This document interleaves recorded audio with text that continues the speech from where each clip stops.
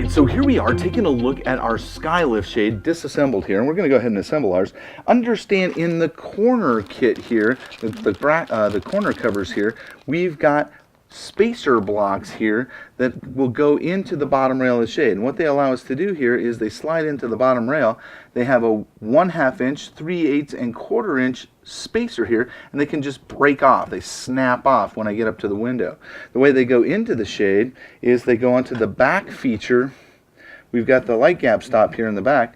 We're going to go, or the front, we're going to go ahead and put these into the back feature. And what it does is it keeps me from squashing this, the weight of the shade squashing it in the window. I put it into the window squash, so I can go ahead and break this off and adjust that very easily in the window. Not squashing my light gap strip. I want a nice even light gap strip all the way around. When I'm looking at assembling this, something I want to do prior to assembly, and this is a very small shade, but even on a wider shade, I would do this in 2 spots. I want to wrap a piece of tape around the shade because that keeps the fabric in the stacked position, and that's going to help me put it together level. I won't have to level the shade here down the road in the assembly process. What we're going to do now is take a look at the left-hand top corner here. We have this cable that goes up through the shade, and it goes to this tensioning feature here up in the top rail. What we want to do with this is we want to insert this screw feature with a tab. I'll show you it here a little closer. This screw feature with a tab into the corner here. And I want to go ahead and just take it so the tab ends up to the outside towards me here. That tab's to the outside towards me. And I want to get that in place before I start assembling the shade. I don't have my cable pinched anywhere. What I'm going to do now is take a little piece of tape and tape it over that screw just to make sure it doesn't come out of there. It can come out of there during assembly. You definitely want to put the tape on there.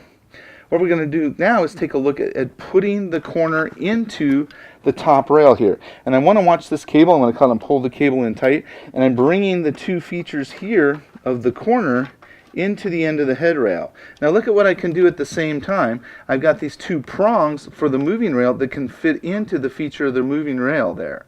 Now if this is all taped in place, I'm getting it level as I'm assembling it. I'm doing 2 things at once. So I want to do it that way. I want to keep the fabrics in the stack position, number 1, to protect the fabric, but also I can put this together at the same time and make it level. My screw feature didn't come out, my cable's not pinched in any way. That feature is there ready to go. It kind of holds itself in place there.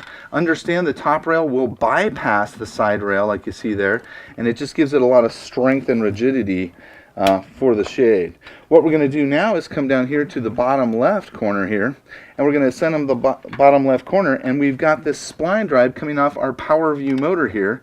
And what it's going to do is we have these splines here on the end of the drive shaft, you can see them real good there, that are going to fit onto the splines here on the pulley that drives the belt. Look at that steel bearing down in there. You can really see the splines here. So the spline drive is going to drive the splines that raise and lower the shade. Awesome. So we're going to go ahead and bring this in, insert it into place. The 2 features go into the rail. It bypasses, and I wiggle it around just a little bit. It goes right on that spline shaft. I didn't loosen up the collar, anything that way. And again, I wouldn't be moving around, angling this at a camera or anything if I was you out there in the world.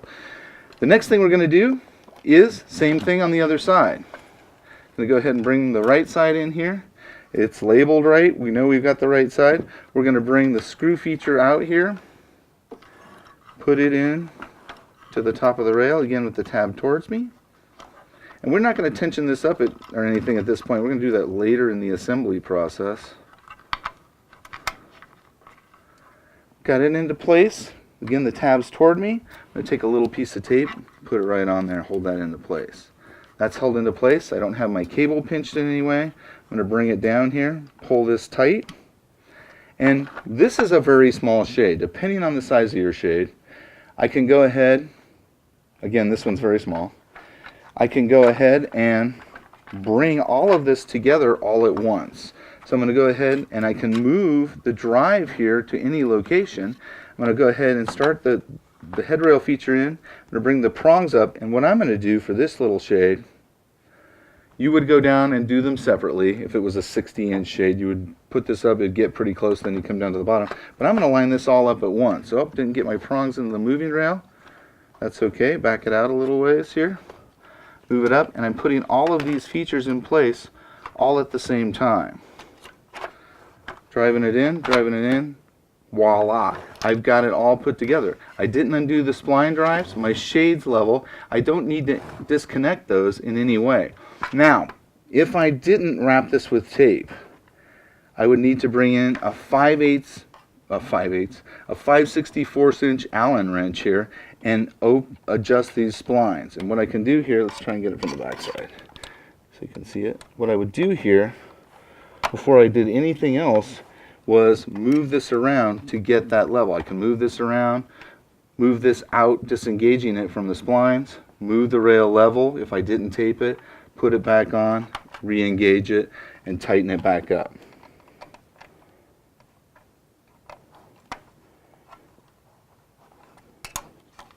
So I've got both of my spline drives in place. Again, I wouldn't move it around like this. I don't have anything holding it side to side. I've got my cables in place, nothing's pinched there.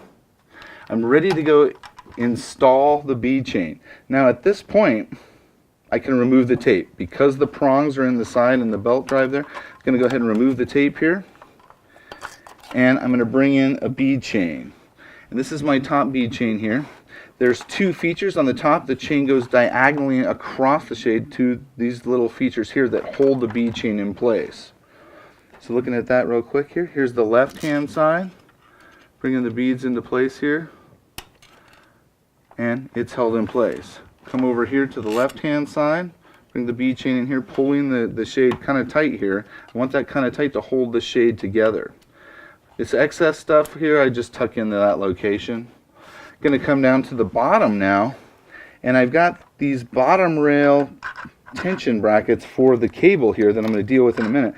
They're not held in place. The reason the tape's on there is to hold them in place so they don't fall out when I'm unpacking this thing and going to assemble the shade.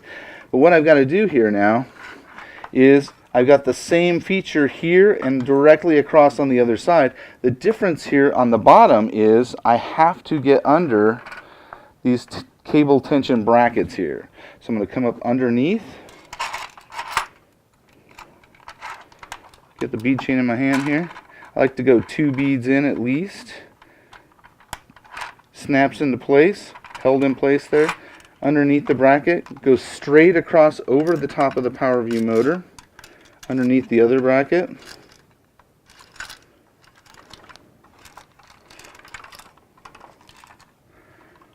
So you can see it's underneath the bracket. I'm going to have to get some hemostats here and pull that out and get my hands on it. Then we're going to bring it over here into the corner here and snap it into the same feature on the opposite end. Again, kind of tight, a little bit tight there. Now what I've got with the 2 bead chains in place, I've got my shade held side to side. It's not coming apart on me now for any reason. What I'm going to do now is I've got this aesthetic here holding these tension tabs that I'm going to attach to the tension brackets here. So what I'm going to do is, what I'm going to do for this video, because I know it's going to be a big deal, is I'm going to take the aesthetic here, put it in place, and just kind of tape it up there, just for video's sake here. Tape it up here so it's not messing with me. You may want to do that out there in the world, out there in the field. I'm going to take this feature of the tab, and it fits in between, let's see if I can pick it up here, in between those 2 features there. So I'm going to bring the tab into place.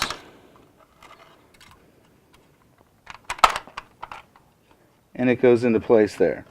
Alright, the left side's in.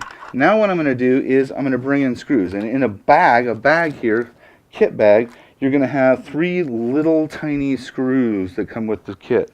What I'm going to do is take my Phillips head screwdriver here and magnetize it. This is a magnetizer. This one's from General.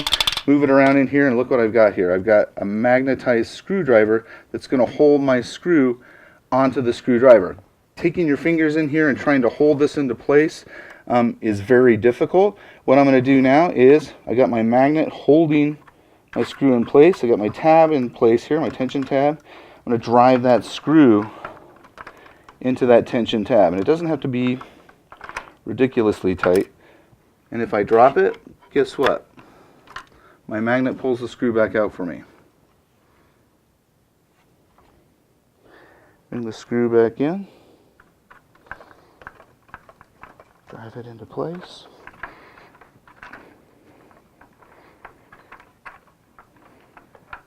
It's a fine screw, fine threaded screw, 440, and I've got it into place there. Didn't really get to show you that on the camera, but there it is in place. I won't adjust this yet because I'm going to adjust the tension up here. I'm going to repeat that function on the right side. I'm right-handed, so this side's going to be kind of tough to show. I'm going to put the tab into the features of the bracket here, the tension tab, into the tension bracket, put it into place. It's ready to go. Going to get my magnetized screw here with my magnet. I magnetized the screwdriver, not the screw. Then I'm going to drive it into place. Again, this is going to be kind of tough to catch on the camera. I'm driving it into place.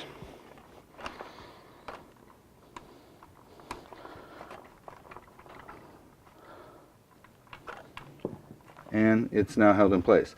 So I'm not tensioning this up. What that screw does, it keeps the tab from coming out at any point over the life of the product. I won't finalize the location of these until about now, because what I'm going to do here is come up to the top of the shade here and look at the screws at the top. And I've got a Phillips head screwdriver. I've got this black mark here, which is the feature, which is the mark, I should say, that I want this tab inside here to go to. So I've got this tab here moving up to the black mark. So I'm just going to get on the screw here and then tighten it up, righty-tighty. And the mark is the pretty good adjustment point for the tension here. I'm right at the mark here. That tension feels really good to me. I don't want it bow, bow, bow, super tight, but I want it tight enough to hold in place. And I want to move it so it's in line with the fabric. If the tension cord's way over here, the shade's going to come down whoop, and stop at that point. I'm going to do the same thing on the other side. Move the tape here. And I got the screw feature. Line in the tab with the mark. Right about there. Going to come down at the bottom now, move it around, get it straightened out, and then I'm pretty much done, other than the fact that I need to hook up to a power source. Now I have a very small shade here. The battery wands would not fit inside this shade, and this is an under the camera shade that we've got to fit under the camera.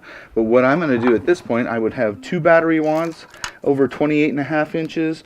Under 28.5 inches, I would have 1 battery wand. I'm going to go ahead and run my battery wire out and then drop the aesthetic cover down onto the bottom of the shade. And I'm going to run this wire over to the side here, around the aesthetic cover, but not into the belt drive. Run it into place. The aesthetic just snaps into place. Making sure my cables are in the right position. I'm going to bring my battery wand, and again, you wouldn't have a battery wand like this in your window, and I could have the battery wand mount outside the window using the satellite battery pack here. Here's the wand going into place. Here's the aesthetic cover for that. Move it out of the way, mount it down the window somewhere. Bring in my Power View shade here and go ahead and conduct the operation. And look at that. I've assembled a Power View SkyLift honeycomb shade from Hunter Douglas.